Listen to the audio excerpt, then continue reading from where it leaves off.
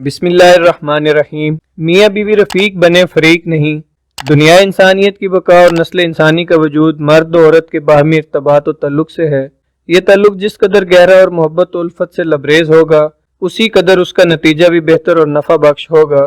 انسان کی فطرت اللہ تعالیٰ نے ایسی بنائی ہے کہ جب اسے کسی چیز سے محبت اور انس ہوتا ہے تو اس کے دیکھنے اور اس کے پاس رہنے سے راحت اور سکون محسوس کرتا ہے، اور جس چیز سے طبعی طور پر نفرت ہوتی ہے اس چیز سے اسے گھٹن اور تکلیف کا احساس ہوتا ہے۔ چونکہ اللہ رب العزت کو دنیا کا نظام اور نسل انسانی کا وجود قیامت تک باقی رکھنا مقصود ہے، اس لیے مرد کے اندر عورت کی طرف رغبت و خواہش اور عورت کے اندر مرد کی طرف طبعی میلان و ودیت فرما دیا ہے۔ چنانچہ انسانی زندگی میں ایک ایسا وقت آتا ہے جب مرد عورت دونوں ایک دوسرے کے سخت محتاج ہوتے ہیں اور ایک دوسرے کی ضرورت بن جاتے ہیں۔ اللہ تعالیٰ نے اپنی آخری کتاب قرآن کریم میں اس ضرورت کو نہایت ہی لطیف پیرایا میں بیان فرمایا ہے۔ اگر ہم صرف اس پر غور کریں اور اس کے مطالبات کو پورا کرنے کی کوشش کریں تو انشاءاللہ ہماری اس دواجی زندگی اتنی ہی خوشگوار اور اطمینان بخش ہوگی جو ہمارا مطلوب و مقصود ہے۔ اللہ تعالیٰ اپنے بندوں سے فرماتا ہے کہ وہ تمہارے لیے لباس ہیں اور تم ان کے لیے لباس ہو۔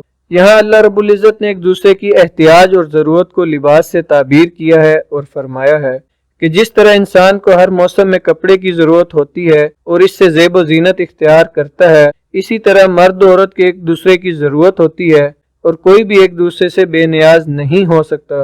اس لیے چاہیے کہ دونوں ایک دوسرے کی ضرورت بن کر زندگی گزاریں، نہ کہ ایک دوسرے سے بے نیاز ہو کر۔ قرآن کریم کی اس آیت سے یہ بات معلوم ہوتی ہے کہ جس طرح لباس انسان کے جسم سے جدا نہیں ہوتا، پوری زندگی اس کو لباس کی احتیاج ہوتی ہے، اسی طرح ایک عورت کو اپنے شوہر کے ساتھ اور شوہر کو اپنی بیوی کے ساتھ دوستانہ تعلق قائم رکھنا چاہیے۔ اس انداز فکر سے ایک دوسرے کی کمی کو نظر انداز کرنے کا جذبہ پیدا ہوتا ہے، اس لیے کہ محبت کی آنکھیں عیب کو چھپاتی ہیں اور چشم پوشی کرتی ہیں، جبکہ نفرت و عداوت کی آنکھیں برائیوں کو تلاش کرتی ہیں اور اس کو ظاہر کرتی ہیں۔ لہٰذا فطری طور پر اللہ تعالیٰ نے زوجین کے دل میں ایک دوسرے سے محبت اور جذبہ رحمت پیدا فرما دیا تاکہ ان کی زندگی خوشگوار ہو۔ رسول اللہ صلی اللہ علیہ وآلہ وسلم نے فرمایا، مرد کو خواہ مخواہ عورت کی عیب جوئی اور ناپسندیدگی کا اظہار نہیں کرنا چاہیے۔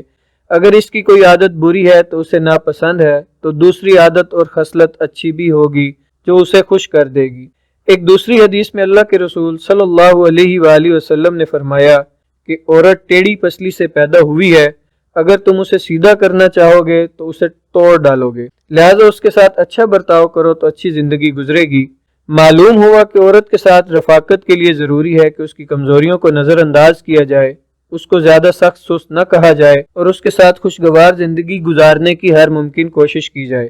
اگر اس نیت اور ارادہ سے اس کے ساتھ معاملہ کریں گے تو انشاءاللہ اس دواجی زندگی ہمیشہ خوشگوار ہوگی۔ قرآن کریم کی اس آیت میں اس طرف بھی اشارہ ہے کہ جس طرح لباس انسان کے ظاہری عیوب کی پردہ پوشی کرتا ہے، مرد عورت بھی ایک دوسرے کے لیے لباس کی مانند ہیں۔ ان میں سے ہر ایک کو چاہیے کہ دوسری کی پردہ پوشی کریں۔ اگر ایک طرف اللہ اور اس کے پیارے رسول صلی اللہ علیہ وآلہ وسلم نے مردوں کو تاکید کی ہے کہ وہ عورتوں کے ساتھ اچھا سلوک کریں، ان کے ساتھ نرمی اور محبت سے پیش آئیں، تو اسی طرح عورتوں کے لیے بھی کچھ فرائض مقرر فرمائے ہیں۔ یہی میاں بیوی کے رشتے کا حسن ہے۔ اس کی اہمیت اس بات سے بھی ہے کہ اللہ تعالیٰ نے دنیا میں جو سب سے پہلا رشتہ قائم کیا وہ حضرت آدم اور مائی حوا کا تھا، اور قیامت والے دن دنیاوی اعمال میں جس چیز کا سب سے پہلے حساب ہوگا وہ میاں کا بیوی کے ساتھ اور بیوی کا خامد کے ساتھ سلوک تولا جائے گا۔